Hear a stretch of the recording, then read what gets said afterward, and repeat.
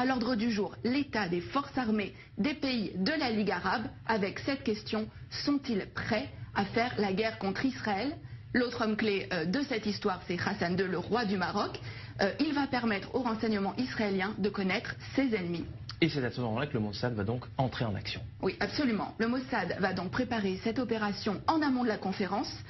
Plusieurs jours avant, une équipe du Shin Bet et du Mossad, il s'appelle à Tsiporim, donc les oiseaux, vont occuper le dernier étage du très luxueux hôtel à Casablanca où sont attendus les dirigeants arabes et où va aussi avoir lieu la conférence.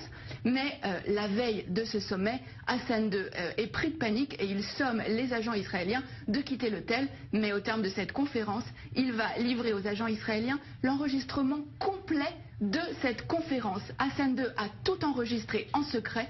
Il n'a pas confiance dans les invités de la Ligue arabe. C'est à peine croyable. Mais qu'est-ce que les Israéliens vont bien pouvoir découvrir sur ces cassettes? Alors, les enregistrements vont révéler qu'il est question de créer un commandement arabe unifié pour mener les hostilités contre Israël. Et le point crucial, c'est que les rangs arabes sont profondément divisés. On va pouvoir entendre des échanges extrêmement vifs entre Hussein de Jordanie, mais aussi Nasser.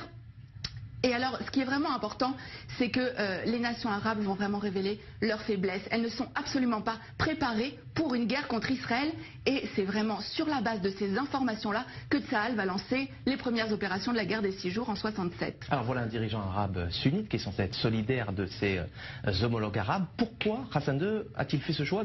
Qu'est-ce qui l'a motivé? Alors, ce qu'il faut savoir, c'est qu'avant déjà ce sommet, le Maroc et Israël entretenaient déjà des relations stratégiques. Hassan II avait accepté que des juifs marocains émigrent vers Israël, en échange de quoi Israël fournissait une aide logistique au Maroc, notamment en formant ses militaires.